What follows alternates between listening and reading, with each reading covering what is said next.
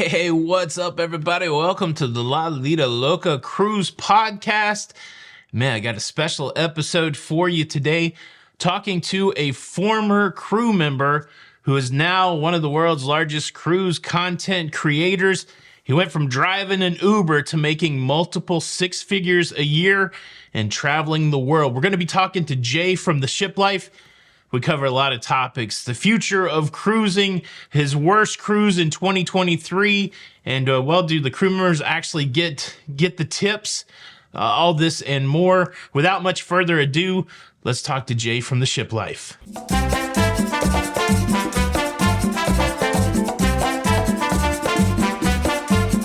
Hey, what's up, everybody? Tony with La Vida Loca, and I am joined by Jay from the Shiplife today. Jay, how you doing, man? I'm good. Just got back into town, and it's nice to be home for a little bit. I don't know very many people that travel as much as you do. You are always on the go, Yeah. and that's why I'm glad to talk to you today, because I want to pick your brain about some of the great adventures you had in 2023 and talk about some of your plans for 2024. But before we get to that juicy giblets, as you like to say, tidbits, I know your catchphrases. Before we get to those things, let me ask you this. I've heard it around the way and in other places, but I've never heard it here. I want to know your origin story, like how you became a cruising superhero. How did you get into cruising? It's actually a weird story how it all worked out because it wasn't planned. Originally, and this is before I started working on ships. I'd done like a small contract with Carnival, and at the time, like for me as a kid, I had always had this fascination with travel. I don't know why. And marine life. I actually I wanted to be a marine biologist as a kid. And my sister, Yvette, she was obsessed with Carnival Cruise Line. So my parents, we didn't have a lot of money. My sister was a nurse, and she would get dropped off at the port over in Tampa, over in Channelside all the time. And I always wanted to go. We never got the opportunity. And I was like, one day I'm going to get on one of these cruises. And fast forward to the adult life, when I became an entertainer, working at Busch Gardens, SeaWorld, Universal, I wanted a cruise ship contract. And at the time, I'm not sure if you had been sailing with Carnival, they used to have breakdancers on their ship called the Fun Force. And I tried so hard. At first, I got denied. They said I didn't have the skill to do it. Kept training. Got an opportunity. And then when I got my contract, a lot of the guys had been doing a lot of crazy stuff. And they ended up they got rid of the contract and got rid of all the breakdancers. So that's why they're not there anymore. Breaking a lot of rules. Fast forward to after I was working for the Harlem Globetrotters. I was an international tour manager at 24 years old. So we had like Australia tours, European tours, stuff like that. That was my first real taste of traveling, and I knew I wanted to do it for a living. I just didn't know how it was going to work out. So I got a contract out of nowhere at the time. I was kind of in a very low point. Had no money. Had a really, really crappy car breaking down left and right. car detailing on the side. Get a contract working for a Norwegian. At that time, at that low point, I think that's a lot of the times where you get very creative. I was looking at starting potentially like a podcast talking about like travel, because at that time I'd already been to like maybe 40 countries. With the Harlem Globetrotters, and so okay, well, we'll do that. But when I got the contract, the idea of trying to get that done and live streaming and whatnot, it was impossible as a crew member. So I said, okay, well, I guess maybe I'll start a YouTube channel talking about what it's like living and working on cruise ships. Because when I was there, a lot of the people that I would meet, and on the ships, one thing you have to understand is that a lot of the crew, there's a hierarchy as well, but there's also kind of just like people hang out within usually their departments. So the entertainers hang out with entertainers, maybe some of the officers, and then you get the idea. Room stewards, and stuff like that. I hung out with everybody on board. And as I was hanging out with everybody, I'm hearing all these crazy stories about things that are happening. Some illegal activity, some stuff that was just interesting and fascinating. I'm like, oh, wow, okay, maybe I could talk about this. Made my first video, took my iPhone 6 in my little solo cabin, and started just talking about what your first day is like working on cruise ships. And I told myself, I said, okay, well, maybe if the video got like 100 views, that'd be cool. Within 24 hours, the video had about 30,000 views. So I said, oh, wow, okay, well, maybe I'll make more of this. Did a tour of my what we call a Jack and Jill cabin. So I have my own room, but I have to share the bathroom with the adjoining cabin next to me. Gave a tour of that, and then I had a friend that had an officer cabin, which is the biggest cabin that you can get as a crew member, technically. So he let me do a tour of his room, and then I had a friend that worked in the spa. We just kept doing videos, and the channel just kept moving. I think within like maybe a couple weeks, I had like 7,000 subscribers. Oh, wow. But I had no idea how YouTube worked. I didn't know you could make money. I didn't know you could put cover photos on thumbnails. I didn't know about any of that, titles. So I get back home, I get a car. I was doing Uber in between all of this like entertainment lifestyle. And lo and behold, I went and picked up a 2015 Kia Optima after I got back from my cruise ship contract. First guy I pick up, some YouTuber, plays video games.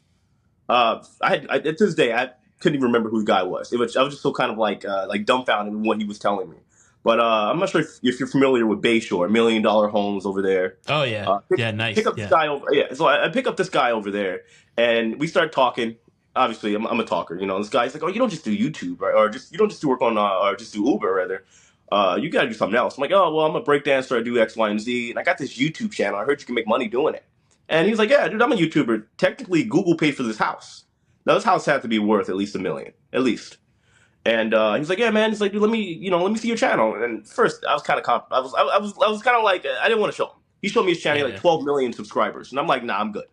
My little 7,000 is nothing to talk about, nothing to brag home to mama about." So I showed him anyway, and he's like, "Dude, like I've never seen content like this before. You making a lot of money if you actually like put more time into this." I'm like, "Nah, that's not true."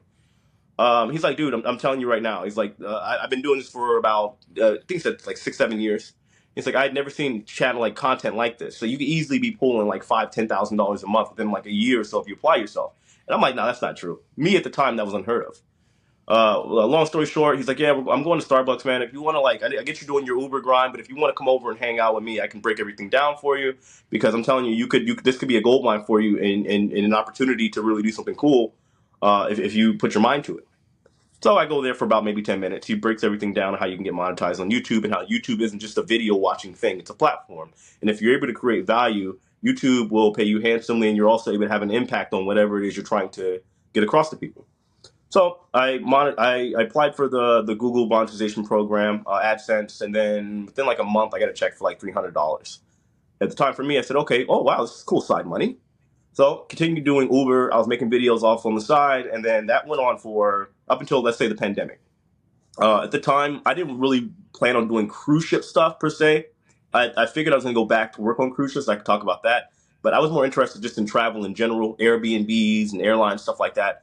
I tried an Airbnb locally at home, and the money just went into the shadow realm. It was gone. Mm. Right? That's Yeah. okay. This isn't gonna work. The video, it just flopped. Right? So okay, maybe at that point I was kind of discouraged. I was gonna quit YouTube.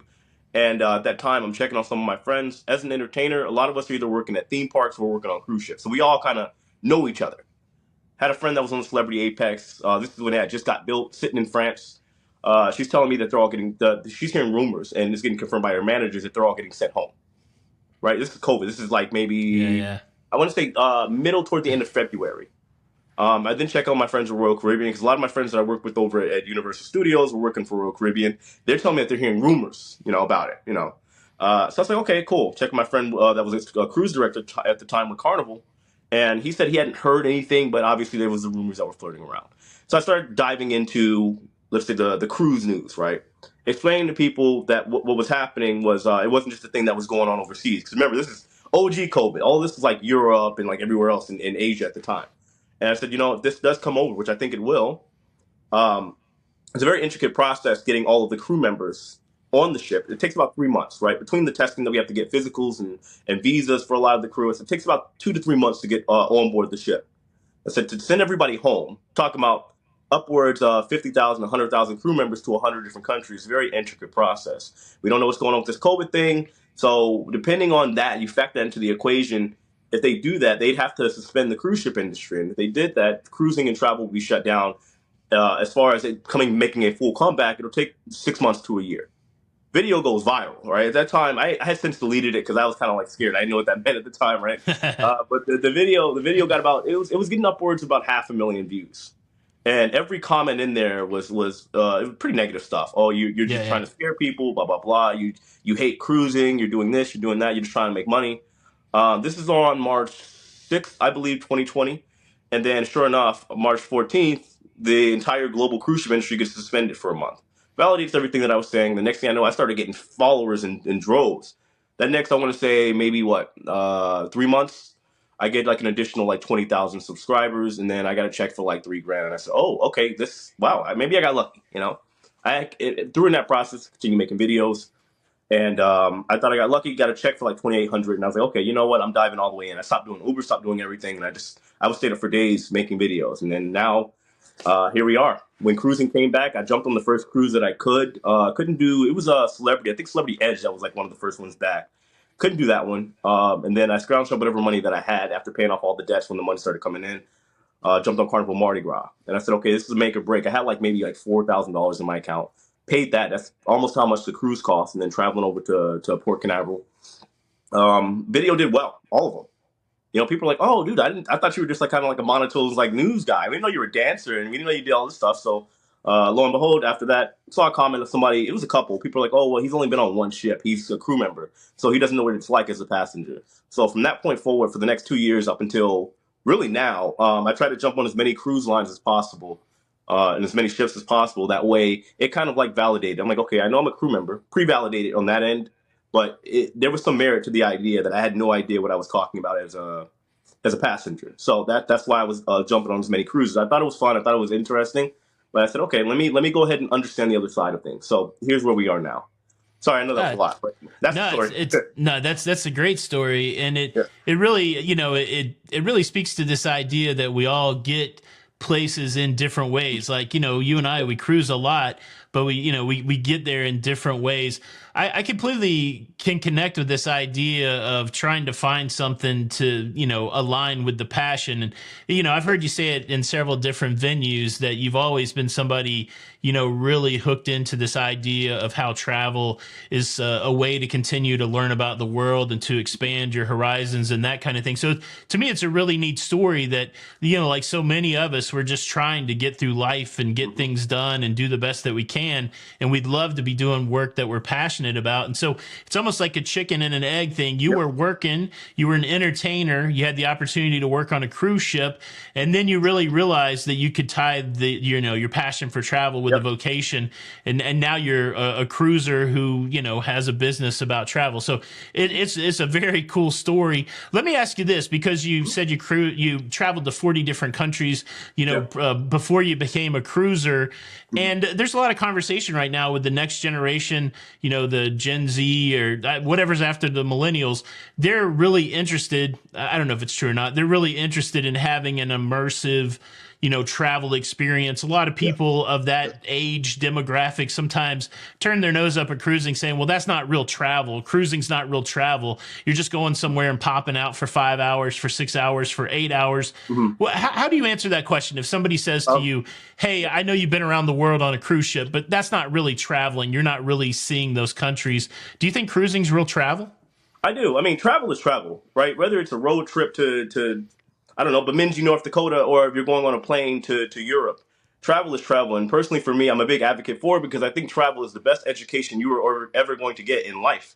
I think it's better than any formal education you're going to get, better than college in some ways, because I think that between the networking and the things that you learn, like when you go outside of, let's say, where you're from, and you go see how other people live, it does change you in a very big way, especially if you make a big jump from, let's say, the United States over in Europe. You see how things, whether it be from that's where, let's say the original descendants or whatever you want to call it from America, the influence is from Europe, right? So if you go back to the quote unquote, I guess, homeland for a lot of people, or if you go to Africa, you go to Asia, and you see how people conduct themselves, it's very different than how it is in the US. And I'm not saying it's better or worse, because there are some aspects, there are always going to be pros and cons to everything. But I do believe as a human, you should go experience other parts of the world, because you'll really get a real grasp on how things work, as opposed to you staying in like let's call it unintentionally ignorant mindset of where you originated from and the people that you associate with, and let's say even in the city, because every city has its own vibe. Yeah, absolutely. I think that's completely fair. I've talked about that before, that a lot of the mentality in the United States is not necessarily to travel abroad. We focus on traveling from state to state. We may go see our cousins in the middle of the country, or heaven forbid, if you're on the East Coast, you make it all the way to the West Coast. And, it's because we live in a big country. Obviously, you go look at the geography of Europe, and it's, you can look across, the Straits of Dover or whatever. Right. You can see France from England. You know what I'm saying? And so it's a wild wild situation, but to the point that you're making, like one of my favorite cities is Washington, D.C. I'm a little bit of a history nerd. I've been to D.C. several times in my life. I love the architecture there. And I'm 52 years old. I'll be 53 this year. You This is the don't look first it. time It's the first time I've ever been to Europe was this past year in 2023. And I was able to spend like 6 hours in Paris. And you're just driving around Paris and you go, oh, I understand where all of the architecture in Washington, D.C. came from. Yep. It came from Paris. Or, you travel to the UK. I spent, a couple of weeks in the UK. And to your point, we have a very kind of short history here in the United States, not yet 300 years. And of course, there were Native Americans here that, that the continent's been populated forever. But, like you said, the European influence, the African influence in the United States is limited. And it is really special when you can get out and see something else, because it really does inform your perspective. It's such a funny thing in the U.S. We're trying to convince people to get passports, which is a wild conversation. People are like, I'm just going to cruise with my birth certificate. Oh man, get a passport. It's going to open up the whole world for you. I really am impressed the fact that, when we started cruising back in 2017, I started making content, and I got some of those same criticisms like, oh, you've only been on one cruise. You've only been on 2 cruises. Why should we listen to you? And I think sometimes people miss the idea that not only are we trying to inform and educate, but we're trying to entertain, right? So, I may not I may not have been on 50 cruises, but I know how to talk to people, and I know how to make people smile and laugh and do my best to entertain. And so, it's sometimes hard to hear that criticisms, but like you, I've tried to be on as many cruises as possible. And I don't think I've cruised as much as you. I've hit 50 cruises and 10 cruise lines now.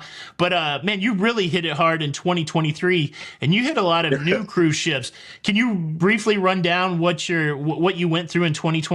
Which cruise ships, which cruise lines? Oh man, let me see if I can go down the list. I think my first cruise was I went back on the MSC Seascape with my girlfriend and her dad and his girlfriend. We went on that one. Carnival Freedom for a Super Bowl cruise. Let me see if I'm sorry. I'm trying to go down the list. I did Verge. I did Scarlet Lady, Valiant Lady. I did a back. So I did got off of that one, went off of that one, then went to Celebrity Beyond. I did which one was the Carnival? I did one over in UK with Carnival. I can't even remember the ship. But I also did, let me see. Ooh, there's so many ships. I'm just starting to think about it. We did Resilient Lady. I did the launch for Resilient Lady. I did P&O Iona. Man, these are so many. I couldn't even. Sorry, it's all like a blur to me now. Okay. We did the Celebrity Ascent. I just did Carnival Jubilee as well. Yeah, it's been a busy year for sure. Very, very busy. So when you think back on 2023, did you have any cruises that you felt like were really great cruise experiences, and then maybe any cruise experiences that were not so great? Absolutely. Oh yeah, for sure. Best cruise, hands down, and I would recommend it to anybody. Antarctica for sure. I went with Atlas Ocean. They are a fairly new line, but man, dude, for me, like as somebody that wanted to be a marine biologist as a kid, right? To see, let's say, killer whales hunting, orcas hunting, to see leopard seals up close, penguins that aren't running away from you, they're literally walking right past you without a care in the world. The experience was out of this world for me. I would do it again, 100%. It's very expensive cruise, and one thing I would say, a little note that I noticed, a lot of people are like, oh, I want to go to Antarctica. I would suggest if you go, 100% do the expedition cruise. It's very different. If you were to go with a cruise line, I think Holland America goes over there and Princess or something like that. But it's kind of like a drive by, right? You just sail by and say, okay, look at the icebergs. Okay, look, there's a whale 5,000 miles away. Make sure you take a look, get your binoculars out. It's a completely different experience. So that was my favorite cruise, hands down. There's bar none for sure. Worst cruise, whew. Let's see. That would be the Carnival Luminosa to Alaska. I love Alaska, and I told myself I would go every year. I'm trying to like jump around with a different line every year to go to Alaska. But man, I think it was a combination of like expectation being a little high, considering like the year prior, 2022, I took my mom to Alaska on our Royal Caribbean's Ovation of the Seas. Unforgettable experience. Alaska was everything I thought it was going to be. I had been there to Anchorage and Fairbanks back when I worked for the Harlem Globetrotters, but going on a cruise it's a cool experience. I went on the Luminosa, and it was advertised as like a refurbished ship. a furbished, right, one of the ships that came in from Carnival's Italian line, Costa. And I said, okay, it'd be cool. Man, I paid, it was $4,000 for a standard balcony, which is Alaska, you're going to pay a little bit more. That's understandable, right? But I also understand that it's one of the most expensive cruises that you'll take as like a general cruise because of primarily the excursions, right? If in a lot of these little towns, they are cool to see, but you've been to Alaska. If you're Oh not yeah. doing if you're not doing the excursions, then you're probably going to miss out on a big chunk of what needs to be seen. And those excursions, they cost upwards of hundreds of dollars for a person. So Yeah. that's where the money's going. It's like, okay, I spent $4,000 on this. There's rust all over the room. Plumbing wasn't working here and there. Toilets over flooding. The entertainment was almost non-existent. All the venues that you know and love, they had knockoff brands of them instead of Guys Burgers, like People's Burgers or something. It was something like that, man. And I'm like, Yeah. what is this? It was just it wasn't the type of cruise that I had enjoyed. All the ports were a little bit shorter naturally, and it wasn't very organized at all from the entertainment on to the overall experience. Yeah, that's a bummer, especially like when you lay out a significant, cruising's becoming less and less. It's becoming more expensive, honestly. I think Oh the yeah, days of finding yeah, super yeah. cheap cruises starting to go away. So yeah, you lay out $4,000 and then all that money for excursions, and I completely can empathize with that. We've tried several different cruise lines Mm, in Alaska, and it's funny, if you're gonna pay up for like a Princess or a Holland or mm, something nice. I didn't believe it, but I did a Carnival cruise to Alaska this year, and while it yeah. was fine, it was Spirit, not the same. or It was was it? not the same. Yeah, I think it was the Spirit. It was Yeah, not the same experience as going like on even like the NCL Encore. We went on yep. there, and I've been on a Princess ship there. So yeah. So one thing that stuck out that you mentioned in that lineup of cruises last year is you went on P&O Iona, Yeah. and P&O is traditionally a British cruise line Mhm. filled with what I would assume many British passengers. What Oh was it yeah. like being on that cruise ship? Of course, it was a brand new cruise ship, which I understand it's a Yeah. nice cruise ship. So, but what was the experience like cruising as an American on a primarily British cruise line?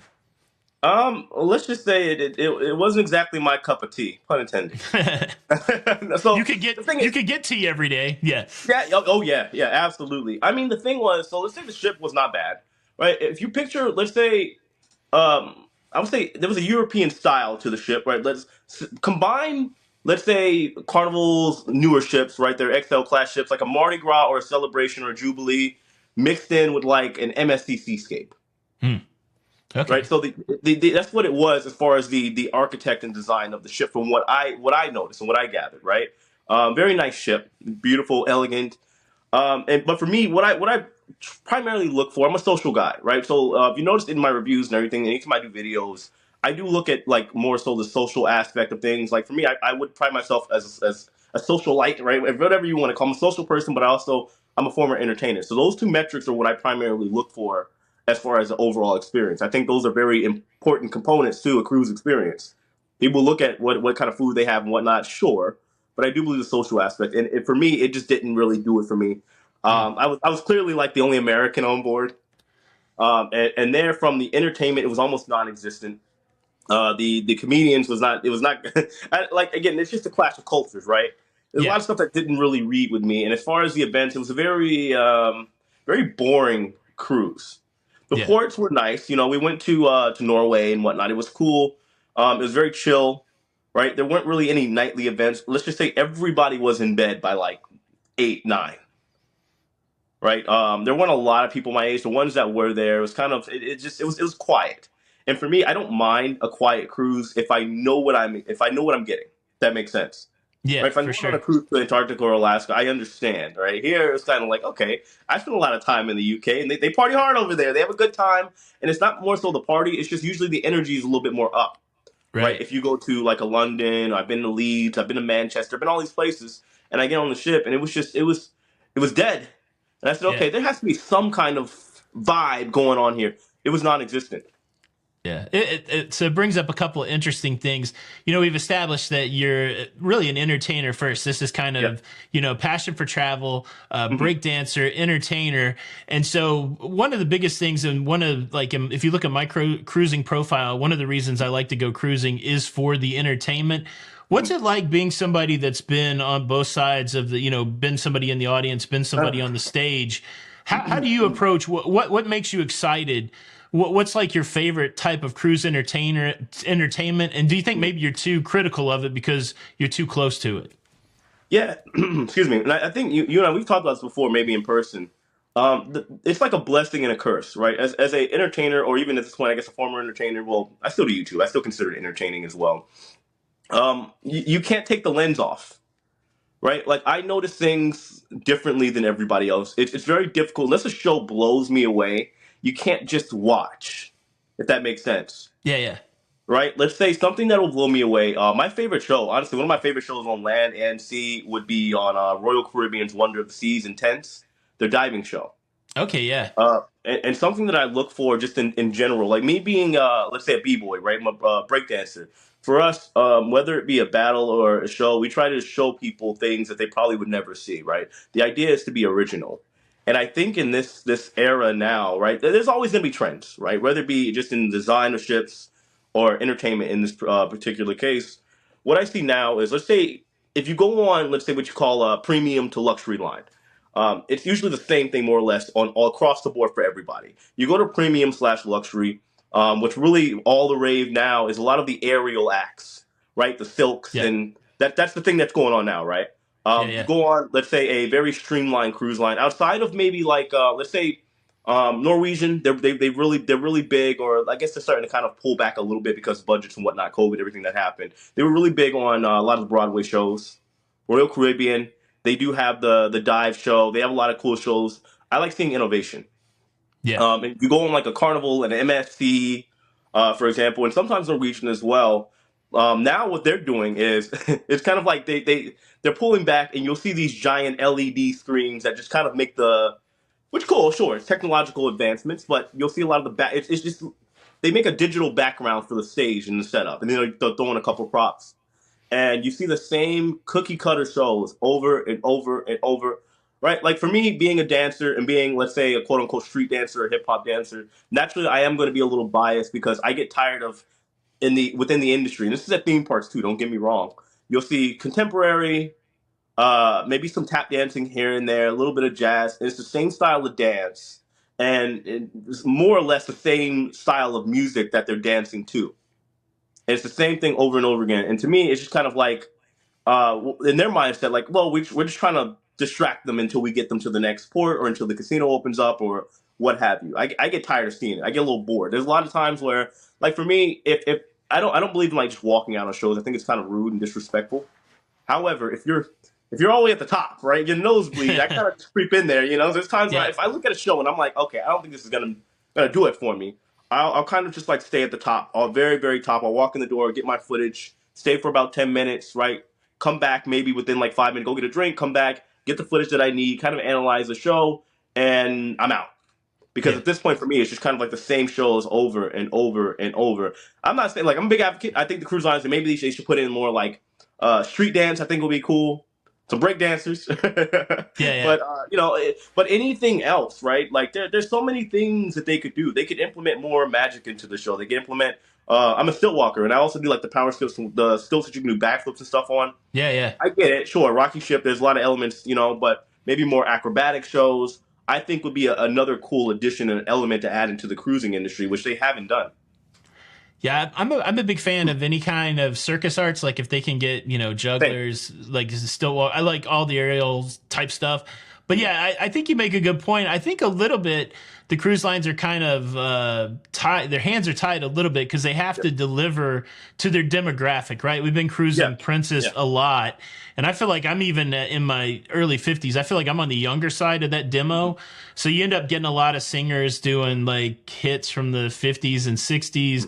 A lot of the music's kind of more laid back. The dance is more kind of a classical type dance, and it's a challenge. I agree with, like, one thing I've noticed noticed is I definitely like it when there's a live, musical score to a show opposed to a track. To your point, some of these more modern cruise ships are definitely using a lot of the LEDs. So it's tough. I'm just going through my mind as you're talking about it. I think like Norwegian's got that Stomp the Floor. I think that's a little bit of a interesting modern show. Royal, Burn the floor.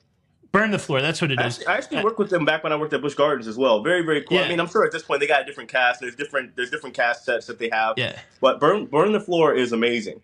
Yeah, there's not a lot of examples of shows like that, but that's one that sticks out in my mind that's kind of divergent of kind of the norm. Like technology, sometimes the screens are overdone, but I do like how on Wonder of the Seas in that Effectors show where they use the drones. Spectrum's got it also. Yeah. I think that there's some neat technology there. I think that's why I gravitate more toward Royal when I think about entertainment, because you get the ice skating, which is interesting. You get the aqua show, which is interesting. You get, of course, usually a good stage show, which is interesting. But then when you roll over to like their piano bar, it's very tame. Like it's not. Yeah. It's very laid back, so it's not that exciting. But no, piano bar, I prefer Carnival for sure. Yeah. So it's interesting how you kind of got to go out there and find the cruise line that kind of matches your cruising profile. So let's go through cruising profile. For me, I make content, so a lot of my decisions are based on content first, right? Running a business. But then if I was just cruising without that being my motivation, I like a good show. I like okay food, and I like a casino that goes late into the night. I like it when cruise ships are up late. That's kind of my thing. What would you say that your cruise profile, like if you stripped away the fact that, hey, you're motivated to go on the ship for the channel, if you were just cruising for pleasure, what are you looking for? If I was cruising for pleasure, I mean, I guess I'm still a youngerish guy. So I like a good active crowd, right? Not too uppity. So I would say in my lane, let's say a Carnival or a Virgin, I think is nice because you'll find some very social people. It's a very good crowd. Everybody gets a chance. Like most of the people, I like when people are not antisocial, right? I've never understood why they'll go, sure, hang out with your group. I understand if you're let's say you haven't hung out with your best friend in a while, you live cross country or whatever, but I like when there's like a lot of social interaction. To me, I like to get a chance to know people because, I mean, for me, I consider it education. I'm like, okay, this person's from Idaho. What's over there besides potatoes? I like seeing this kind of stuff. I like an active crowd, and I wouldn't say like that doesn't necessarily mean a party crowd, but I do like when there's like an active environment. Everybody's not in bed before 9 o'clock. People are out checking out all the events. And I would say for that reason, a lot of times I might gravitate more toward Carnival, and I would be clear to say like maybe Carnival's newer ships, you kind of roll the dice. If you go anything under like the Vista class, in my opinion, you're kind of rolling the dice with Carnival. You never know. It's not as consistent, but if I go on like let's say Carnival Vista or a Mardi Gras or a Celebration, you'll find a more social environment, and people there are more willing to hang out. They're at all the events. They really participate in the events going on the ship. I like seeing that. It's the same with Virgin as well. Yeah, no, it's a weird thing because experiencing a bunch of different cruise lines, I'm kind of about the vibe too. I would I'm not the most social, like I'm not looking to be in the middle of a bunch of people, but I do like to be around people that are having a good time. And I get frustrated sometimes when you go on these cruise lines and it just seems like a bunch of older grumpy people, right? Like, it's funny. Carnival gets a knock for being rowdy. We hear about the fights and all that kind of stuff, but I appreciate Carnival for its diversity. I appreciate the fact that they offer a product that people from a lot of different economic strata can get into. And I think that, you might have a rowdy crowd, but it's not a lame crowd. And I don't know if that's, and I know not everybody's looking, some people are just happy with the lame crowd or the tame crowd or whatever crowd. And, for me, vibe, I always like Carnival. You mentioned the, certain styles of Carnival ships. One question I am always fascinated by, I know you've been on a bunch of different Carnival ships. Do you feel like the new XL class, does it still feel like Carnival to you, or does it feel like they've done something different with those three cruise ships? They've done something different for sure. They've definitely, I guess, revolutionized and kind of innovated a little bit. Not enough, in my opinion. It's difficult to explain that, but I would say, yeah, they're definitely trying to change the tone. However, if you've seen my videos, I do believe that as far as their policies and the image that they're trying to put out, they're not doing a very good job, which is unfortunate. So you'll see a lot of the rowdiness and whatnot. But I do believe that Carnival And as far as how they're designing the ships, I think they're in a way are headed in a good direction, and in some ways not so much. Like the Jubilee, for example, I didn't enjoy it. I didn't.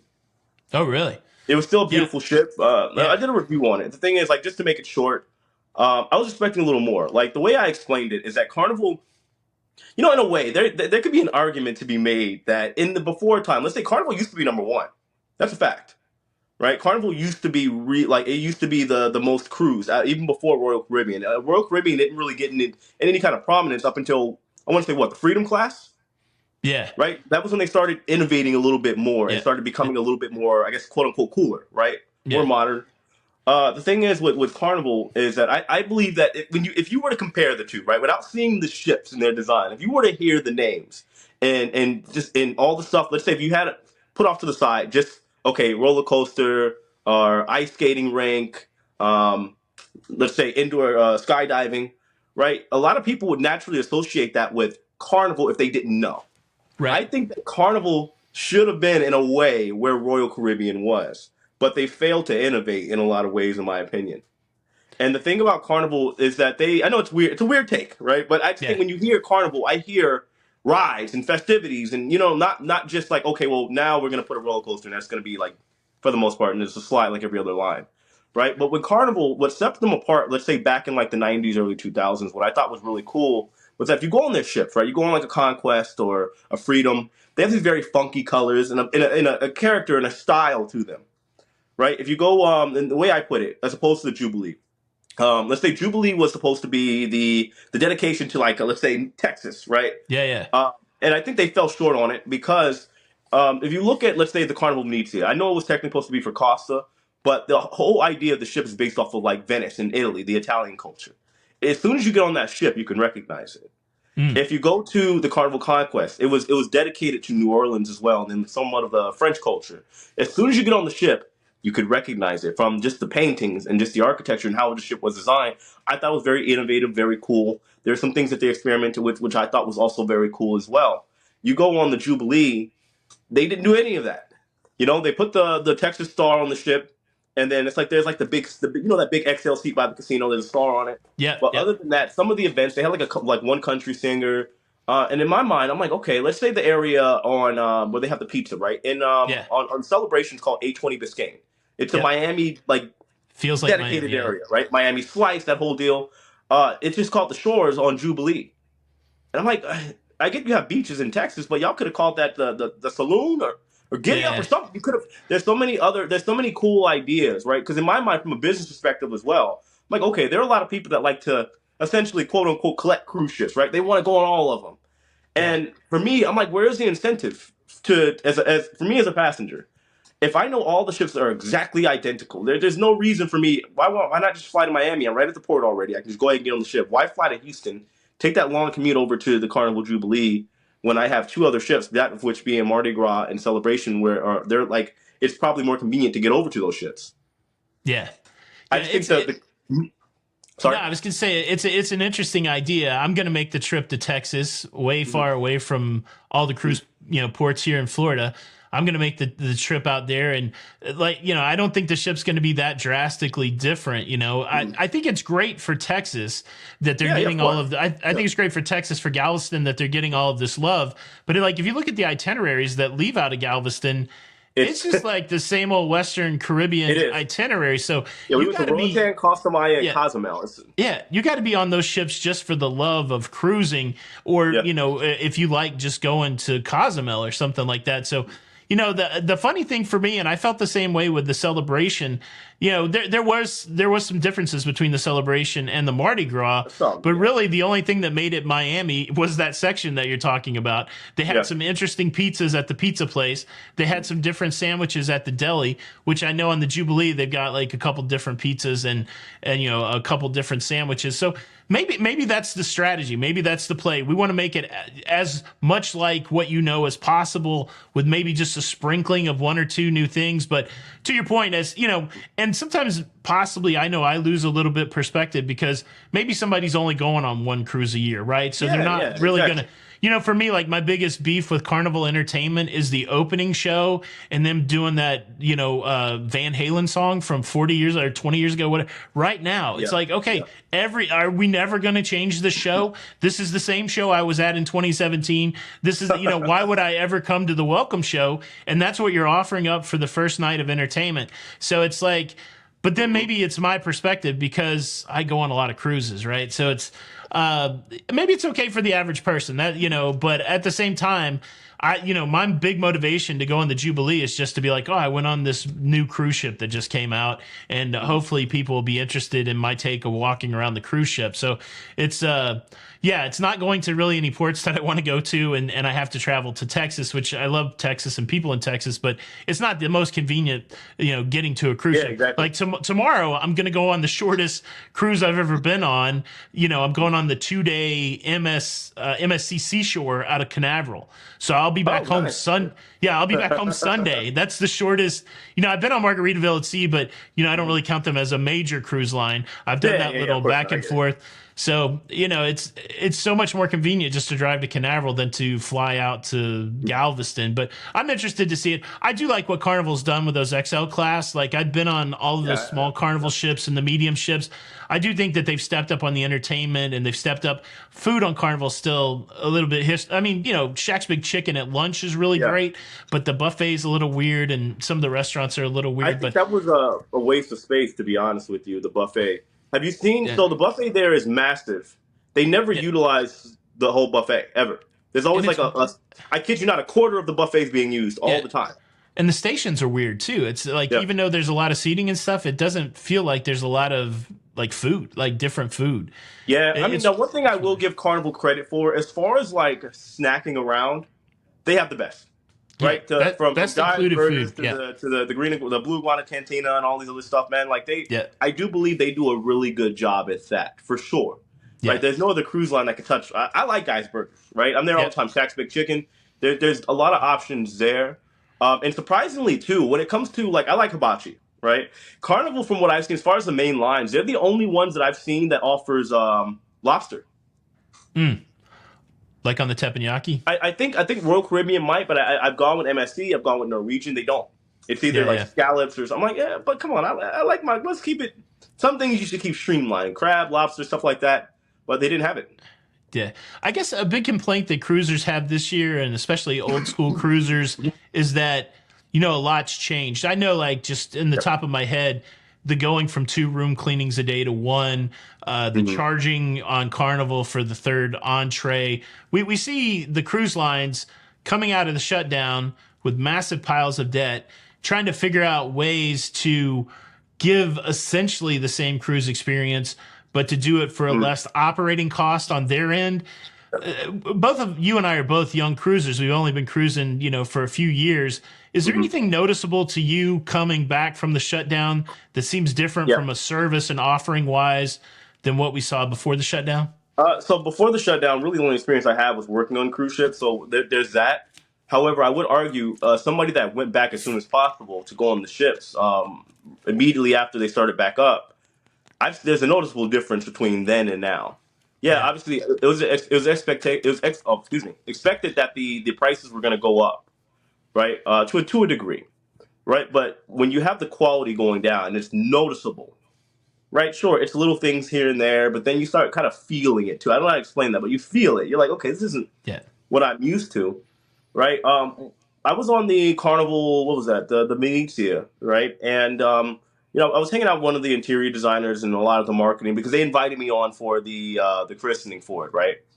It was like a pre-event before the inaugural sailing that they had over in New York. And just talking to, and I'm not calling anybody out, naming any names or anything like that. But the thing is, what they told me is that, which I mean, I'm not surprised.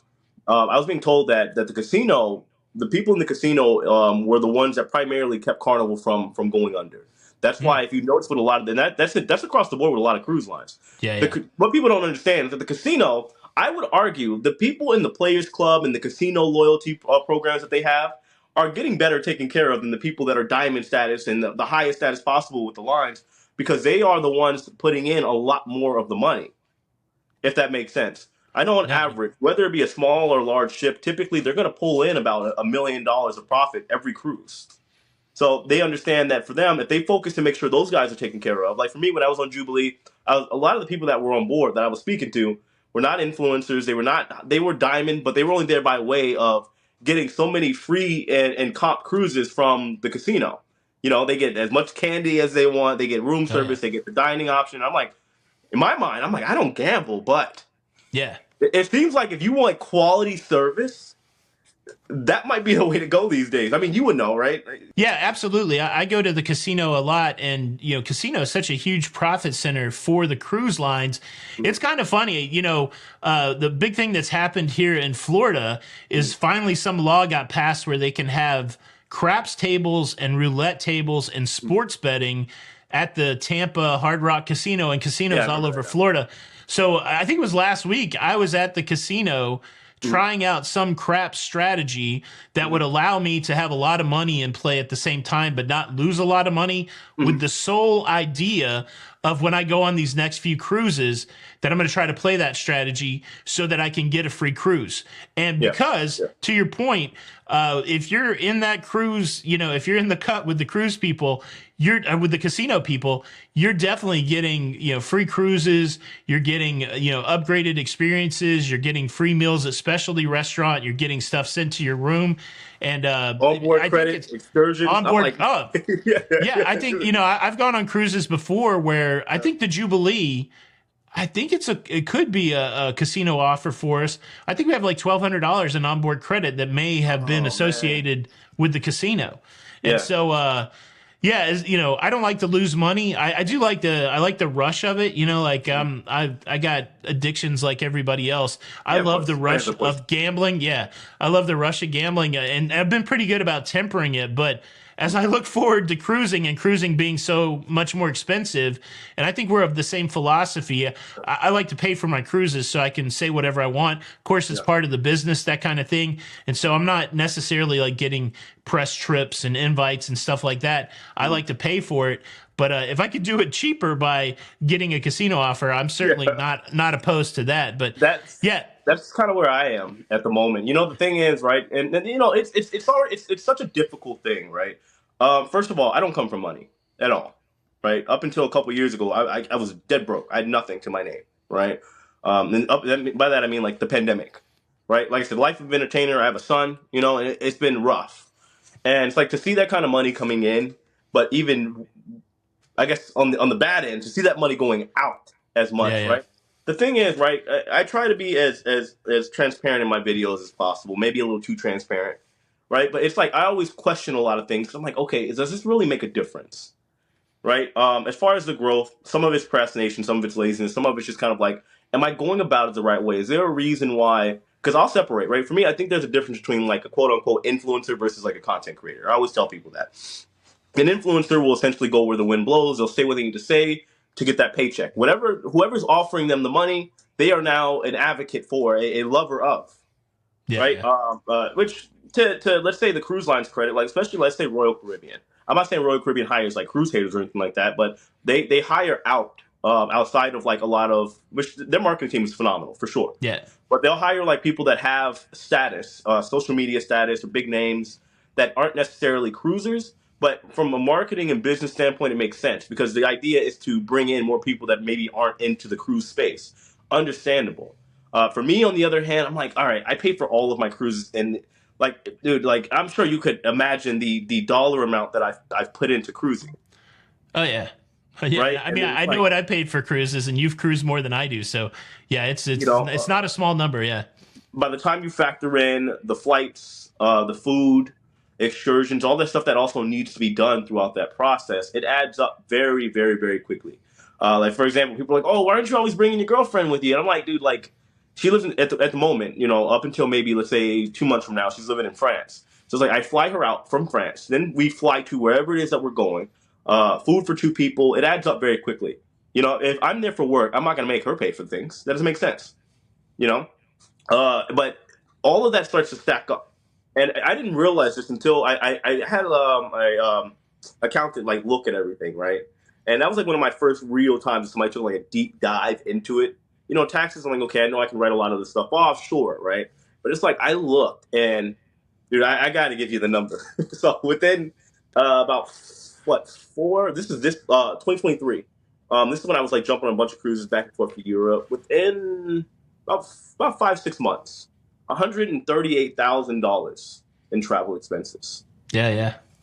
That And sounds I'm about like, right. for me, a little light goes off my head. I'm like, man, there's probably a way that I could have kept all that money. And it's not greed, but it's such a complicated thing dealing with that when it comes to taxes and also building your life. I can't put 100% because I have a life to live too. I have things that I have the son to provide for, but I got bills like everybody else that I also have to look out for. And in my mind, I'm like, okay, there has to be a way. And also I get a little discouraged sometimes too, because like usually I don't hold back. I don't on my content, right? And I think it's like, I wouldn't say it's intentional. I'm just honest. And Yeah, for me, yeah. I come from a different place in the cruising space. I'm a former crew member, and for me, I come from like a more realistic approach, being a crew member versus like getting on cruises. And no offense to anybody like you or anybody else, you guys cruised, you liked it, and you kind of like started to dive into the YouTube space. I was in it from the other end, being a crew member, Yeah, right? yeah. So I was already very realistic, and for me, and even when traveling, right, I always hear that the thing that gets me is like when people are intolerant of other people's cultures. Like for me, I'm in Mexico a lot. And every time I go there, even up until this point, every time I go there, people are like, oh, the cartel, make sure you're safe, you're this. And I'm like, I would argue out of now, I've been to over 75 countries. I would argue, aside from countries that maybe are going through some type of turmoil, war, whatever the case may be, the United States is also very, very dangerous as well if you're not Oh, for careful. There are sure. plenty. Yeah, yeah. I'm from the south side of Chicago originally, and I go there for like a couple days, visit my family, don't go out, and I'm out because you can't wear certain colors around there. You better not be out there past 9 o'clock unless you mean business. It's just. I hear these things, and for me, I'm like, I talk about these things because I think there are lessons to be learned. There's things that people simply don't think about, whether it be, let's say, a fight on a cruise ship, or even now, I think you already made a video about it. I had it put in to do today or tomorrow. The YouTuber, right? And Yeah. unfortunately, he went overboard, fighting his girlfriend. I'm like, look, guys, like, there's little lessons to be learned. Be careful who you cruise with. That's something, right? You get to know people by two ways: living with them and traveling with them. Yeah. No doubt. So for me, Yeah. I'm just kind of like, it's not. I know, like my channel and a lot of over the years, right, has I've seen it, right? People are like, oh, it's negative or whatever the case may be, and I don't want to dive too much into it.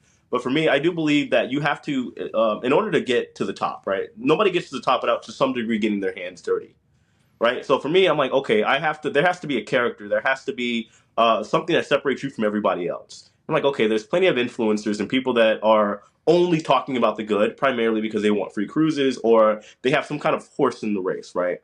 And maybe they're a travel agent. They think the only way to bring in more clientele is to speak on it this way. And for me, I'm like, okay, I pay for all of my cruises.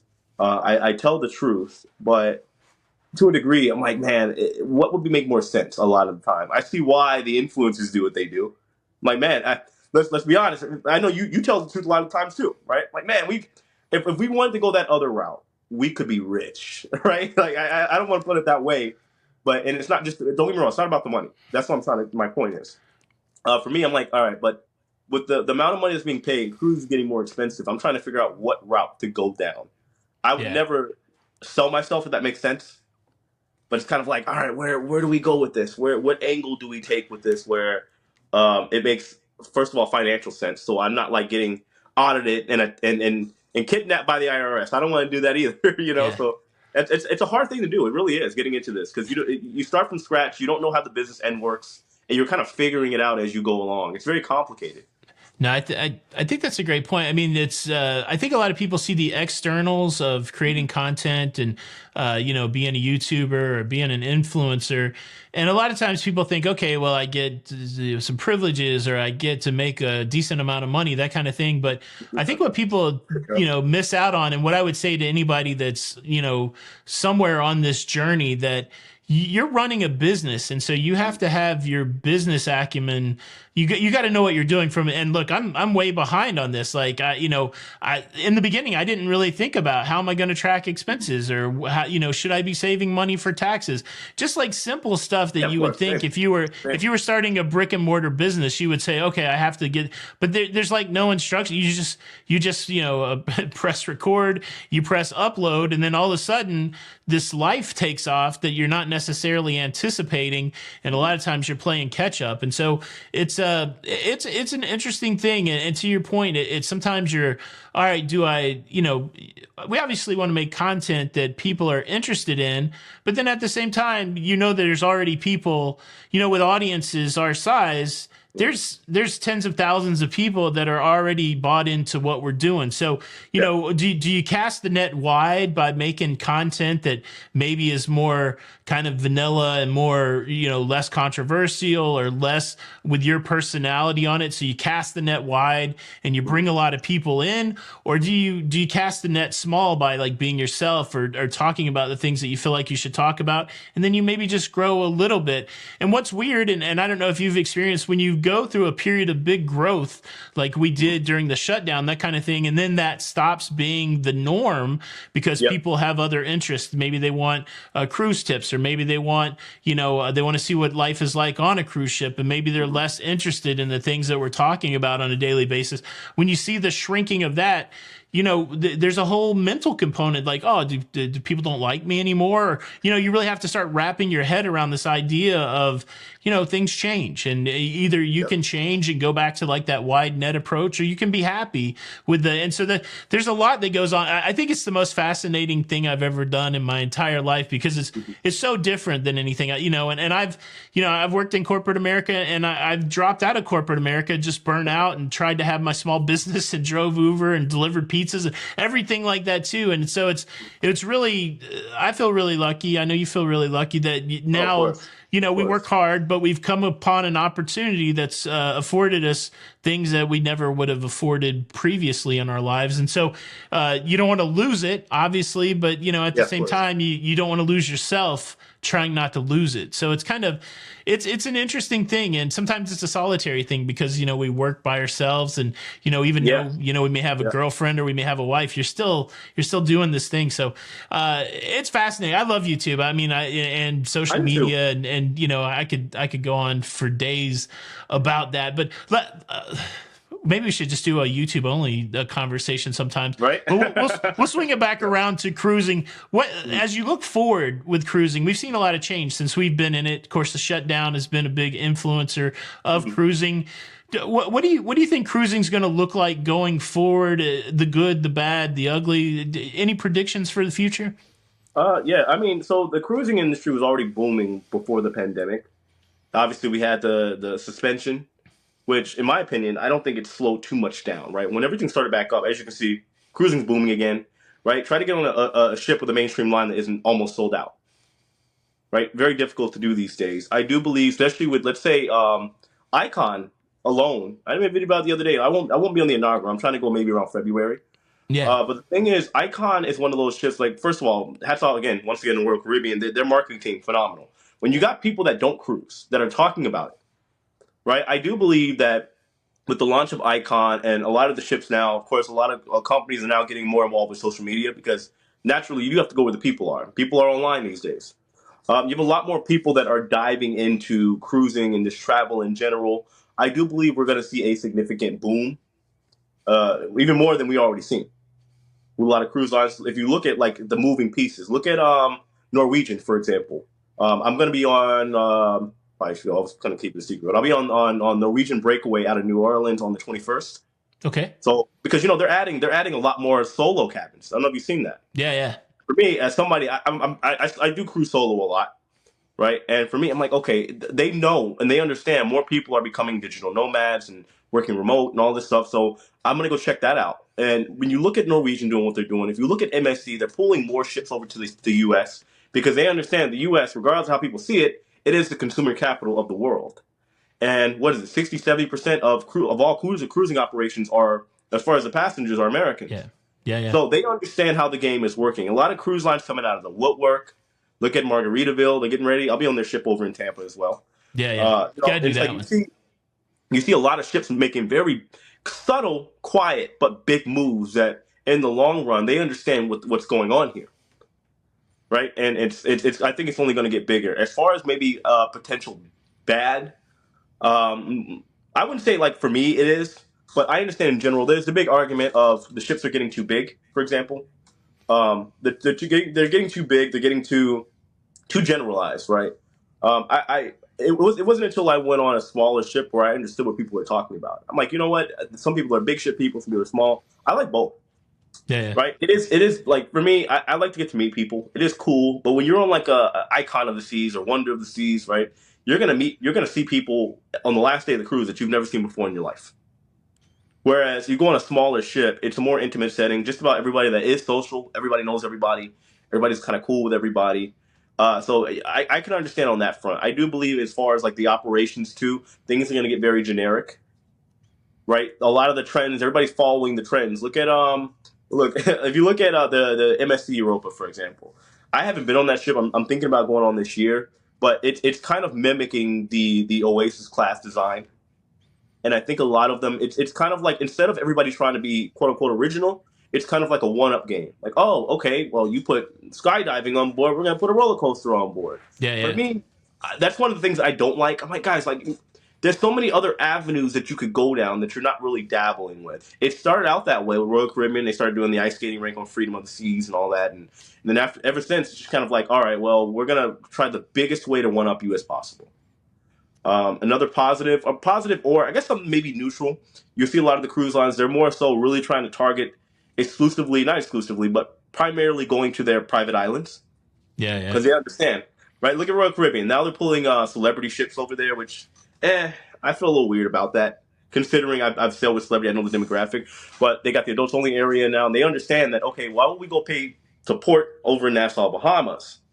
When we have this island over in the Bahamas where we can, in theory, take most, if not all, of the profit.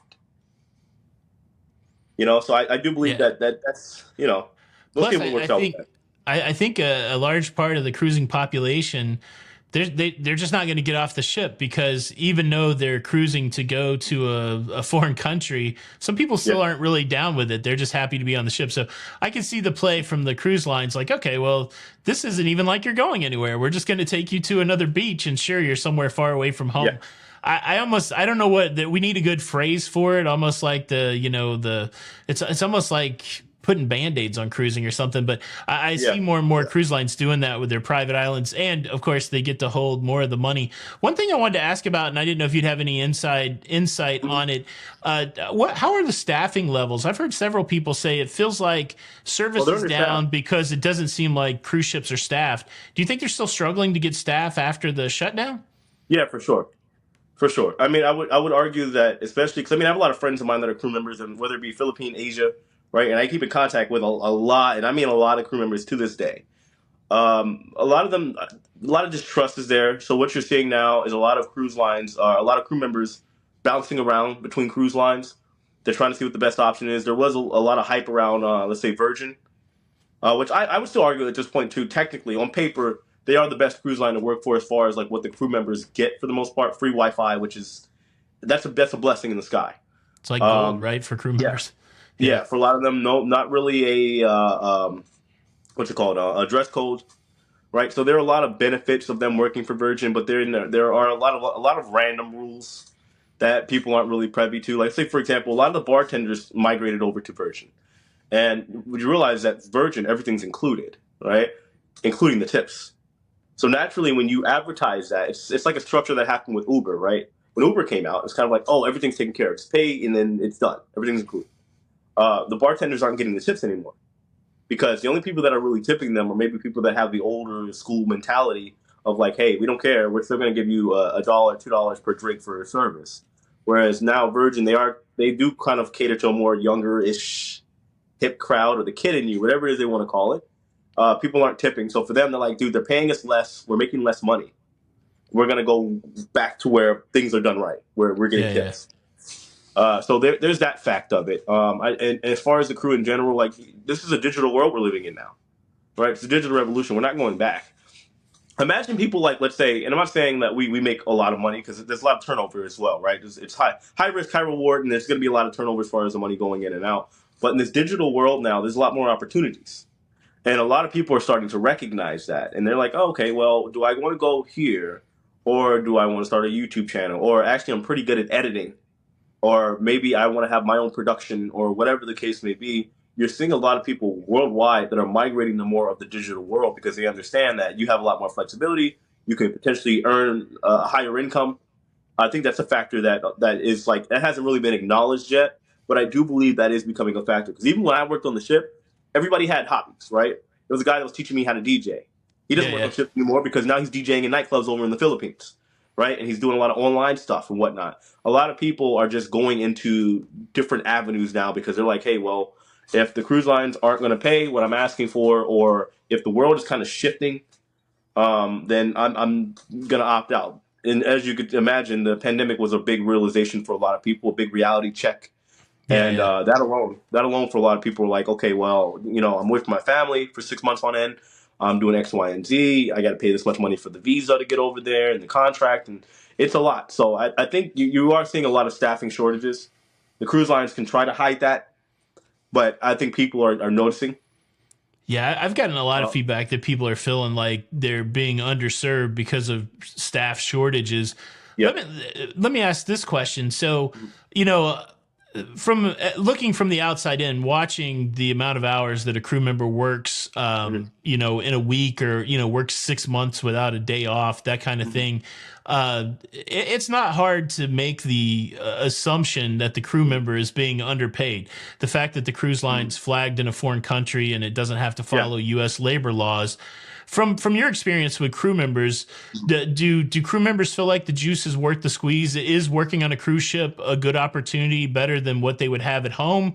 Or what do you think motivates people to Yeah. work 6 months at a time without a day off? Uh, Is it still a good exchange in your opinion? Yeah, so that's always such a complicated conversation to have. But for me, as somebody that has worked on ships and have been around and talking, even up until this point, even every ship I go on, I meet crew, and I ask them about this stuff, like how is it for you? The thing is, like that's there's some things that are common misconceptions about it. Let's take for example the idea that it's like what they call quote unquote slave labor, right? A lot of the crew members they're being paid pennies on the dollar or whatever. What would typically happen is a lot of, let's say, a cruise sailing out of the United States. Yeah, they may wave what's called the flag of convenience, right? Bahamian flag. Um, from the business end, I do understand, right? They do it to dodge a lot of labor laws and taxes. However, the reality is on that end is that if they did it, cruising would be double, if not triple, the amount of what you are paying now, because they would Yep. have to hire American workers, pay them a reasonable salary as well, and on top of that, you wouldn't get the service because excuse me, you can't work the hours. For the crew, let's say a crew member, people hear these things like, oh, this crew member's making $500 a month or something, right? It's not that low. But let's say you may have some crew members that'll make upwards or under of maybe $1,000, $1,200 a month USD. But by the time they take it back over to the Philippines, for example, right, you have to factor that into the equation. They're taking American dollars back to where they typically would use the Filipino peso, and then they would then convert that or exchange that money into their currency. And on top of that, you have to factor in the idea that the cost of living in a lot of these places are a lot significantly cheaper. Even let's say if I were to take my U.S. dollars, even if let's say well euro and dollar are similar now, right? British pound that's a whole other. I hate going to the UK, but you go over to let's say the Europe. The cost of living over there in a lot of places, unless you're living in like a major city, is significantly less. And it's the same over in the Philippines. So a lot of them don't mind. The juice is worth the squeeze because for a lot of them, the money that they make on the ship, the money they can save on the ship as well, is considerably more than they would make working someplace back at home. Hmm. Yeah, I've never, of course, when you talk to the crew member, as a guest, I don't think anybody's going to say, I mean, I have talked to a couple that are like, man, I'm just ready to get off the ship and be done with it. Yeah, of But the course. You'll get majority, worked out. the majority of people that I've talked to are like, oh yeah, this is great. But it's like, I always wonder, how transparent they could be. And I always wonder about that. I don't know if you have any insight on this, but prepaid gratuities or assigned gratuities, the service fee. Yeah. Are crew members getting that money, or is it just some sort of shell game to get us to pay more? Do you have any Again, insight? that's such muddy waters. I'll go with one line, and the crew were telling me that they weren't. Back when I worked for Norwegian, I would hear mixed. Some people are telling me that they do. A lot of people are telling me that they don't. So for me, I always say like I don't judge. I know there's some people that go and they take off the gratuities or whatever. I'm not saying it's right necessarily. However, I believe that you, as a paying passenger, that paid thousands of dollars for your experience, you are free to do whatever you want. If you want to say, hey, I want to waive that because you can't confirm to me where the money is going, which is understandable, I believe, it's understandable. I'd rather give my hard-earned money to face, right? Or whatever the case may be. I'm not saying, like, for me, I don't take it off. I do both, right? I'll leave the gratuities on. I'll prepay my gratuities, and then as I go along, bartender, usually I have like rules of metrics and rules of how I go about it. I'll usually tip like $1 per drink. Usually I'm getting like a Jack and Coke, right? $1, $2, something like that per drink. That's usually what I do, especially if I have like a drink package, right? But it does vary. There are some people that have these beliefs or whatever. I can't really say indefinitely if they're getting it. But for Mm. me, I've heard so many mixed things to a point to where I'm like, okay, I'll prepay my gratuities, but if somebody says they're gonna take it off, I'm not there to judge because Yeah, I yeah, can confirm myself, and nobody has really confirmed. Like, I don't care about a company statement, to be honest with you. They can say all yeah, day, but in my mind, I'm like, are they? And how much of it are they getting? yeah. I almost wish it would just be one way or the other. Like you just do the assigned gratuities and that's it, or you don't do anything and just tip as you feel like you should tip. To me, Yeah, that would be the most fair because I think what happens is it makes a weird situation for the guest, right? Because yeah, say your room steward, you see that guy or gal every day for a week. I just want to give them something, right? Like I don't want to yeah, just be like, oh yeah. hey, it's awkward, right? Oh, I did my assigned gratuity just so you know. No, you want to give that person something. So that's Yep. always an interesting conversation in cruising to me. I do have a couple rapid fire questions for anybody that's only cruised to the Caribbean. Mm. Where should they go besides the Caribbean? Mm. Alaska for sure. Europe. I would say, well, there are people that want to go to Northern Europe, which is fine, right? It's not going to be tropical. The excursions aren't going to be as good. Mediterranean for sure. Just brace yourself because I'm sure, as you know, like you're in a port every day. Yeah, yeah, I want to do Asia. I'm looking at Asia and Australia this year. So I would say, sure, maybe do a New England. New England's nice. You like seafood. You want to go up to Canada, get some Tim Hortons. That's always a good bet. But I would say outside of the Caribbean, the next step, logical step for me, I would say maybe Alaska. Um, trying to think, what is the other one? What am I? I can't even think of it right now. What am I? Which one Hawaii, did you say? Panama Canal. Panama Canal. Yeah, I Yeah, want to do that as well. I haven't done Panama Canal. I've been to Hawaii. I want to do a cruise over there, but it's just, if anything, I would probably do like maybe like a Pride of America. I haven't really mustered up yeah, the time to say, all right, I'm gonna put this money aside to go fly over first to Hawaii and then make the cruise around there. yeah. I think of all the places I've ventured out to after I stopped going to the Caribbean for a little bit. Alaska, I would agree with you there. Alaska's the best. Which cruise line has the best overall cruise entertainment, in your opinion? Royal Caribbean for sure, Royal hands down. Caribbean. And then which cruise line has the best late night nightlife?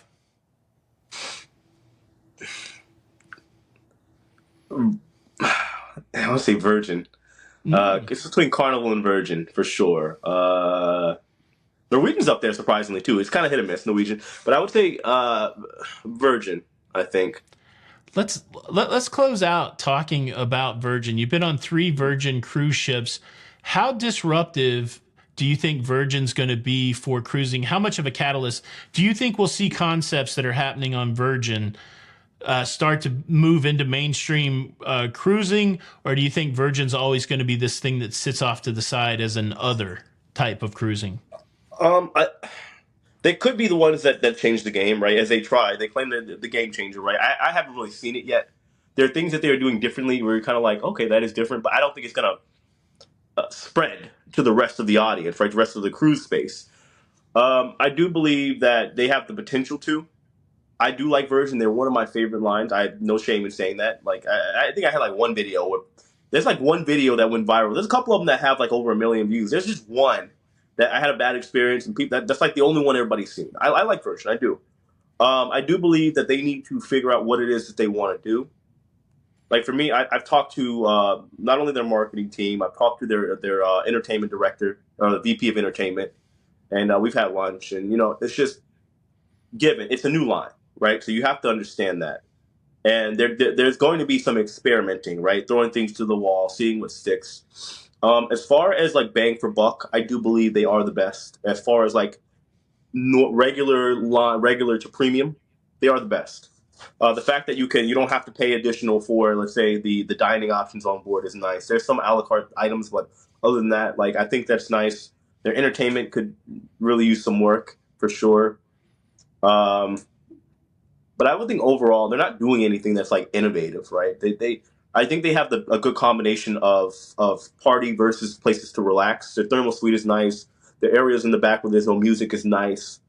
Their daily events, not very good. The fact that they stay in ports longer and their overnights, I love that. I really, really do. I wish more cruise lines would do that. Fork up the money and say, hey, we're going to be here from 4 p.m. until noon the next day. Yeah, I do think that's the next level of cruising. I was always a ship person, but then once I started really getting hooked on going to port, I'm always wanting more port time. So, yeah. Well, Jay, great to talk to you. Everybody out there, make sure you go check out the Shiplife YouTube Appreciate channel. it. Also, check out Jay the Nomad between those two channels. And you have a travel news channel now, too. What's the Yeah, travel? yeah. Look, so I took a little break on that one. It got monetized within like a week, which is cool. Yeah, Right? But I've been restructuring. And I'm like, man, I have 3 yeah. monetized channels, which given possibilities are endless. But as you Yeah. know, right, trying to in practice, right, trying to put it all into play, right? I could. Like I'm somebody that can just sit here and work all day. Don't get me wrong, like a crazy person.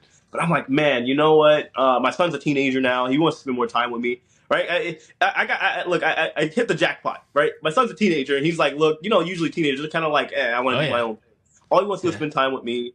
I'm 30 now. My life is just going in different places. I got my girlfriend. We got approved for a K1 visa for her to move over to the States. Right? So Yeah, I start. are you gonna do 90-day fiance? Because I meant to mention No, that to no. you. I think you They, should. they You they would be contact awesome. us. Did they They really? contact us. Yeah, Oh, but the thing is, right? Like if you see the show, man, they want a little bit of there was some drama. drama, right? And I'm like, look, man, I'll be honest. Me and my girl, we fight, sure, right? But I don't want an image being put out Yeah. there, right? And it's Yeah. like honestly, that's a big reason why I don't even bring her on like a ship a lot of the time because I don't want to have to deal with that. People like I get on, people are like, oh, dude, stop working so much, go spend time with your girl, and I'm like, dude, I'm working, all right? This is what Yeah. we Yeah. do. The cool thing is, Yeah. I've hung out with you guys a little bit. I feel like she understands the work aspect of it, Well, thing is, and she I makes got her. content too. Yeah. Yeah, I got her into social media as well, and she's killing it.